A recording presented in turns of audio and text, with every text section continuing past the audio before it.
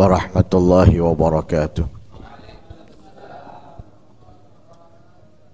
Bismillah walhamdulillah wassalatu wassalamu ala rasulillah Sayyidina wa maulana Muhammad ibn Abdullah wa ala alihi wa sahbihi wa man walah wa la hawla wa la quwata illa billah Nawaina ta'aluma wa ta'alim wal naf'a wal intifa' wal mudhakarata wal tazkir wal ifadata wal istifadah wal hathara tamassuki bi kitabillahi wa sunnati rasulihi wa du'a ilal huda wa dilala alal khair ibtigha'a wajhillahi wa mardatihi wa qurbihi wa thawabi minallahi ta'ala. Qala al-musannif rahimahullah wa nafa'ana bihi wa almikum fid darain amin. Min kalamihi sallallahu alaihi wasallam alladhi la yushakalu fi ijazi ila qawlihi wa qawluhu sallallahu alaihi wasallam addil amanata ila man i'tamanak wa la takhun man khanaka. Nabi sallallahu alaihi wasallam bersabda addil amanata, jalankan, laksanakan amanat, ila mani tamanaka, kepada orang yang mengamanatimu, wala takhun man khanak, jangan kamu mengkhianati orang yang mengkhianatimu.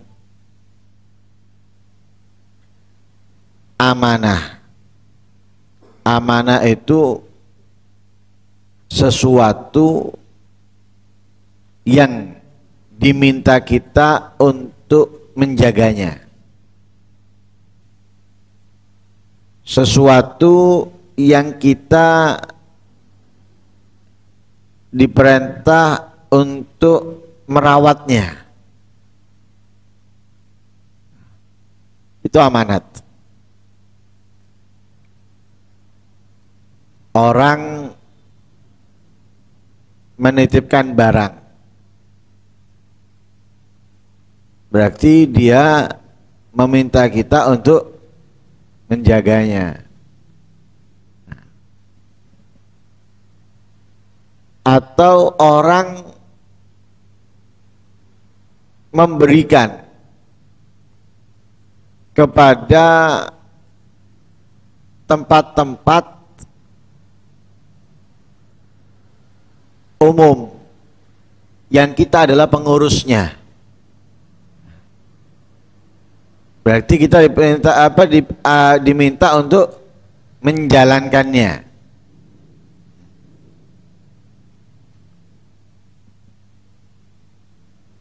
Hukumnya wajib. Karena itu Allah memerintahkan apa? Antu addul amanati ila ahliha. Allah memerintahkan kita untuk menjalankan, melaksanakan amanat itu.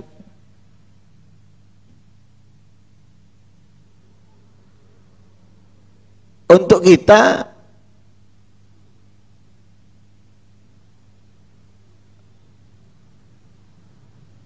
dengan mengikuti Nabi, maka mau tidak mau amanat itu bukan hal yang kecil, tapi hal yang besar.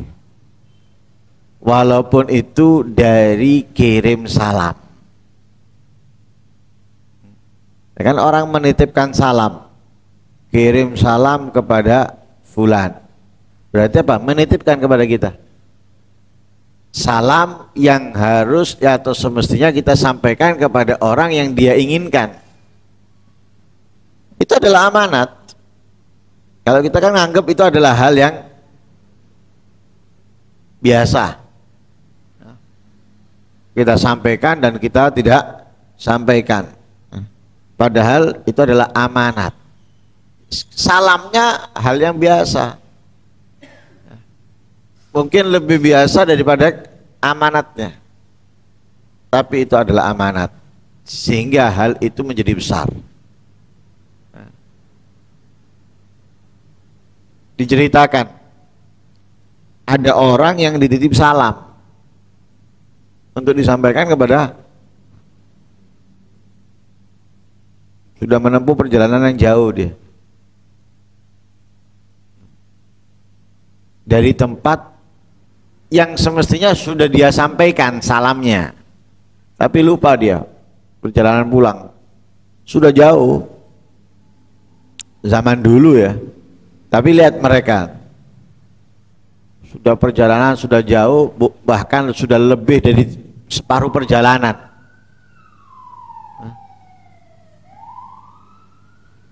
Ingat dia, belum disampaikan salamnya. Balik. Hanya untuk menyampaikan salam. Kembalinya bukan karena ketinggalan HP-nya. Bukan karena belum diambil uangnya atau barangnya, tapi kembali untuk menyampaikan salam yang ia lupa menyampaikan. Padahal sudah lebih dari separuh perjalanan. Ibarat untuk sampai ke rumahnya ini sudah sangat dekat. Tapi kembali dia. Hanya untuk menyampaikan salam. Zaman dulu, untung zaman sekarang. Lali kari nelpon tok. Ya Allah lali aku, sepurane. Maafnya. Fulan kirim salam. Nah, tidak perlu balik. Dulu kembali. Ini menunjukkan betapa apa? Betapa pentingnya menjaga amanat. Nah, melaksanakan amanat bukan hal yang kecil. Ada amanat Allah kepada kita, ada amanat orang kepada kita. Semuanya wajib kita jaga dan kita laksanakan sesuai dengan tempat dan tujuannya.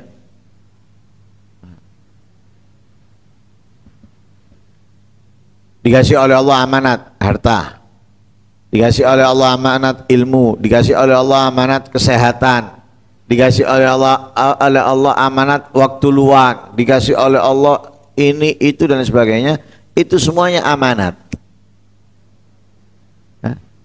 Seharusnya dan semestinya kita jalankan di perbuatan-perbuatan, di keadaan-keadaan yang memang Allah inginkan kita melakukannya.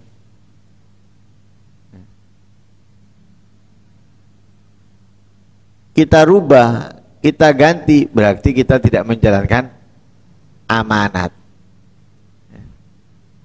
Dititipi, dipakai tanpa izin, tanpa permisi, haram. Allah kasih amanat, dikasih oleh Allah kesehatan, dikasih oleh Allah waktu luang, dibuat maksiat, dibuat melakukan perbuatan-perbuatan yang dibenci oleh Allah Subhanahu wa ta'ala, dibuat untuk sesuatu yang tidak berfaedah, yang tidak bermanfaat. Ini berarti tidak menjalankan amanat. Karena itu amanat ini beban. Allah tawarkan amanat kepada langit, bumi, gunung, semuanya menolak. Gak ada yang mau menerima. Kenapa? Berat. Sekarang enggak, rebutan, didukung untuk memikul amanat. Yang memegang ini enggak mampu membawanya, kemudian didukung. Yang mendukung tidak sepenuhnya mendukung. Ibarat orang suruh naik, panjat, tapi kemudian yang megangi, yang dibawa ini teledor, lalai, rupuh. Akhirnya apa? Hanya dia yang jatuh, hendak menjatuh yang dibawanya, kena kabeh. Ini bukan masalah yang kecil, amanat. Langit nolak, bumi menolak, gunung menolak. Inna aradna al-amanata ala samawati wal ard wal jibal fa abaina ay yahmilnaha Wa asfaqna minha wa hamalahal insan innahu kana zaluman jahula. Langit nolak, bumi nolak, gunung nolak. Yes, nggak apa-apa. Manusia nerima. Makanya dikatakan apa? Zaluman jahula. Ini orang nggak ngerti ini. Orang nggak ngerti, orang yang nggak paham ini. Bahwa amanat ini bukan sesuatu yang sepele, bukan sesuatu yang enteng, tapi sesuatu yang berat. Karena itu ada orang yang menyepelekan seperti terbang, dikasih amanat untuk digunakan acara ini, acara itu, dititipkan ke seseorang. Kalau naruhnya sembarangan, ngamuk orang itu. Ya mungkin dia nggak paham, orang yang nggak ngerti, mek terbangan tok deleke ngono tok ngamuk dan sebagainya. Ini karena nggak ngerti. Kita dulu nggak paham, kita anggap ngamuan ini. Kita anggap ngamuan, paling takut sudah dulu. Anak pondok itu kalau sudah beliau ini datang paling takut. Kenapa? Dianggap hal yang kecil kemudian marah. Lah, kenapa? Itu amanat yang beliau dititipi untuk digunakan ini, untuk digunakan itu. Lah berarti kan harus dijaga, harus dirawat. Bukan itu hanya sekedar untuk dipakai, dipukul atau hal yang kecil kemudian ditaruh sembarangan. Enggak. Kita menyadari setelah apa? Setelah kita mulai mempelajari ilmu dan mendalami dan mengetahui baru. Oh, gini. Ini karena amanat. Kalau barangnya sendiri beliau nyantai. Kalau barangnya sendiri beliau nyantai. Tapi karena amanat itu yang beliau harus kalau sudah datang wis tidak berani macam-macam malah naruh rapi kena. Ya. Jangan sampai marah. Tapi kalau sudah balik pulang ke daerahnya, seperti merdeka lagi wis naruh sembarangan. Karena nggak ngerti. Sedangkan beliau yang ngerti. Karena itu resiko. Ini bukan hal yang kecil, amanat itu. Orang tua dikasih anak, suami, ya, istri, guru, santri, itu adalah amanat. Bukan kemudian hanya dibuat, muridku sekian. Bukan. Gimana dia bisa menjalankan amanat kepada setiap santrinya, menjaganya, merawatnya, mendidiknya dan yang lain sebagainya. Bukan banyaknya, bukan megahnya bangunan, bukan kemudian berbangga-banggaan dengan jumlah dan yang lain sebagainya. Bukan amanat. Bukan hanya sekedar menjalankan, melaksanakan gitu aja, enggak. Bagaimana setiapnya? Adil amanata ila man itamanak wala takhun man khanak. Jangan kamu berkhianat, karena lawannya amanat itu khianat. Ketika kita tidak menjalankan sesuai dengan yang diinginkan dari apa yang diamanatkan, itu berarti kita berkhianat.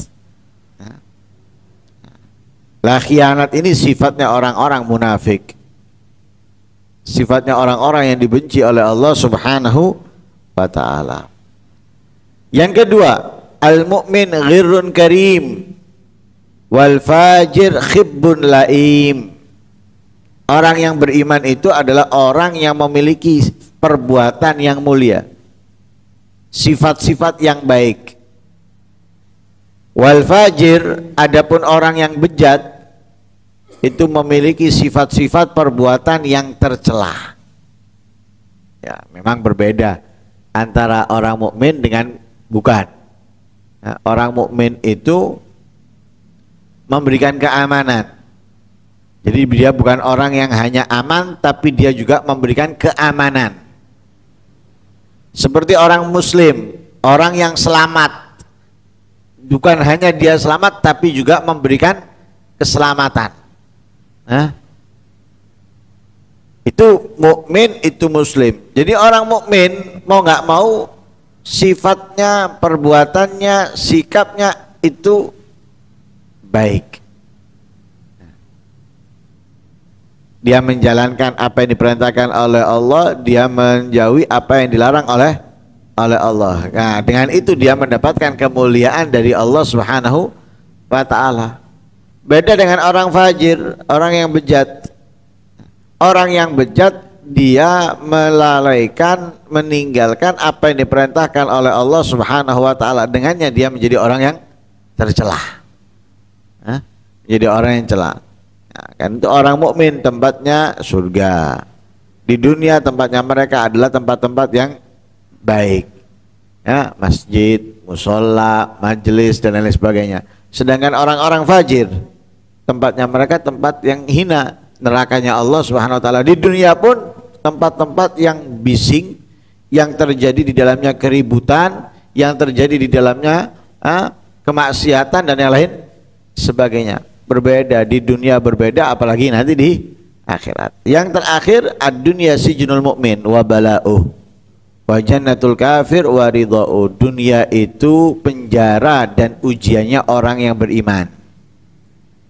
Jadi orang beriman, dunia ini adalah penjaranya dan ujiannya. Nggak punya duit, itu ujiannya orang yang beriman. Atau punya banyak harta tapi kemudian dia bingung, sehingga gimana harus mengeluarkan, kemana harus mengeluarkan, bingung. Itu orang yang beriman.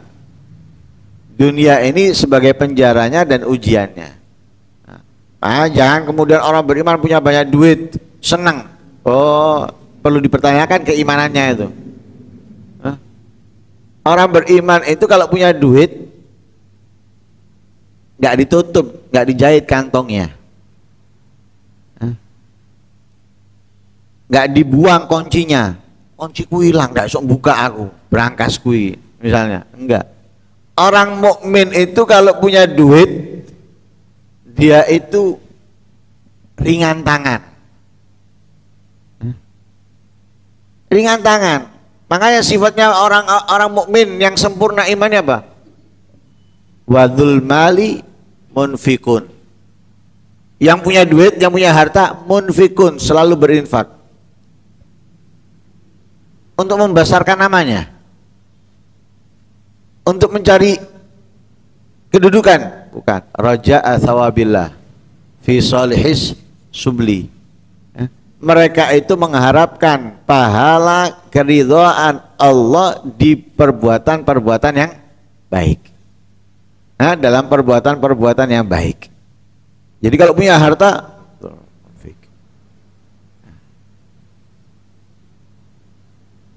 bukan senang kemudian merencanakan untuk beli rumah, bangun rumah, beli mobil. Wah, nanti bisa ke sini, bisa ke situ, enggak.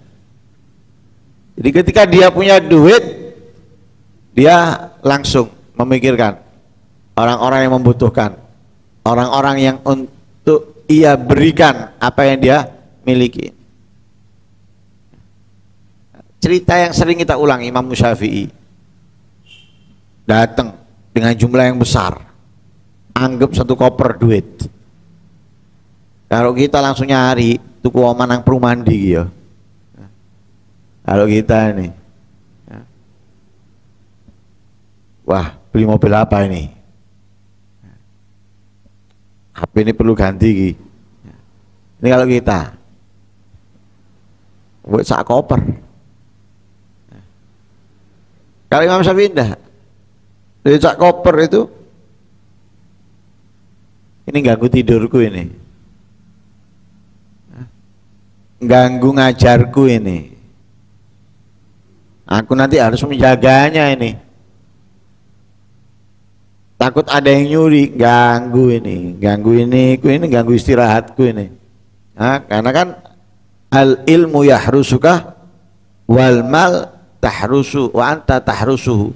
Kalau ilmu menjaga kamu, tapi kalau harta kamu menjaganya. Siapa yang menjaga duit? Siapa yang menjaga perhiasan? Kita. Kunci. Kalau keluar rumah, kuncinya digowo. Nah, kemudian barangnya pun kalau bisa disembunyikan, bukan lemari tapi ya apa, cari cara tempat untuk supaya kalau dibongkar lemari ini nggak hilang, kita menjaganya. Tapi kalau ilmu menjaga kita. Katanya Imam Syafi'i, wah ruwet aku, harus jaga ini. Langsung nggak kepingin jaga ini, nggak kepingin pusing, kepingin tidurnya nyenyak, ngajar enak, bagi del sampai entek, baru bangun dari tempat duduknya. Ini orang datang ngasih satu koper, nggak berdiri kecuali sudah habis, del entek, baru tenang enteng. Kenapa? Tidur bisa tenang. Oh, nggak pikiran. Nah, banyak itu nggak tambah enak. Wong melarat aja sih ngomong enak lagi duit akeh. Nggak, tambah sumpek. Apalagi kalau sudah bulan Ramadan, tak ono sing duit. Sumpek. Oh, diparani wong, dienteni, zakat ini, itu dan sebagainya, sumpek. Kadang akhirnya menghindar. Waranda ono. Goro. Nggak enak. Belum lagi nanti orang ini dan itu, tidak enak, tidurnya nggak nyenyak, kemudian dia harus ya apa ini menjaganya itu dan itu, ruwet. Yang enak itu orang yang cukupan. Lihat main tukang becak itu enak, ono becak itu turu, wong sugih kon turu kayak ngono, ndak iso, panas ini wes ngalem, koyok lahir langsung jerone banyu es. Panas ini kok neraka lebih panas awakmu. Lebih panas lagi kamu dalam neraka. Mereka enggak. Itu orang mukmin, karena itu mereka enggak mau. Nah, harta ini, dunia ini ujian buat orang yang beriman, ujian. Dan itu bukan sedikit cerita seperti ini, banyak.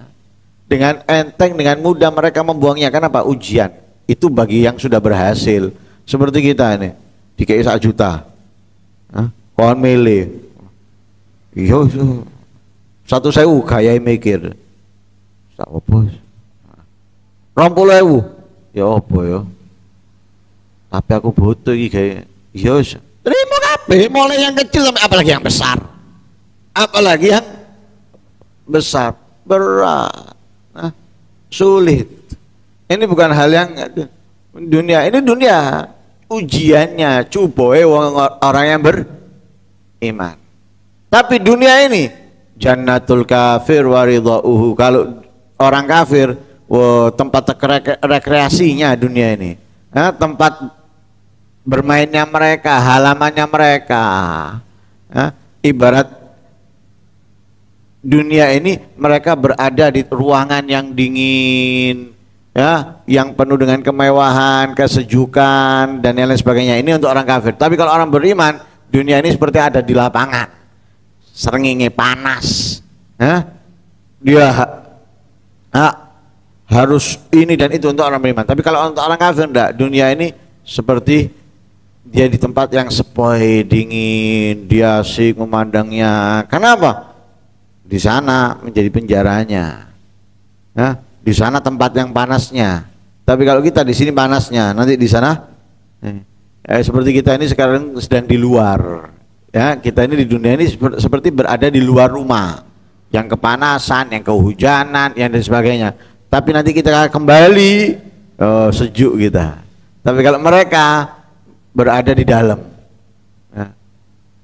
mereka nggak di luar, tapi nanti mereka keluar, kepanasan, kehujanan dan lain-lain sebagainya. Semoga Allah Subhanahu wa taala menjadikan kita orang-orang yang dapat menjalankan amanat dengan sesungguhnya, dijadikan oleh Allah orang-orang yang beriman, ya, yang perbuatannya selalu meningkatkan kebaikan ketaatannya dan jauh daripada kelalaian. Amin Allahumma amin. Wassallallahu alaihi wasallam Muhammadin wa ala alihi wasallam. Alhamdulillahirabbil alamin.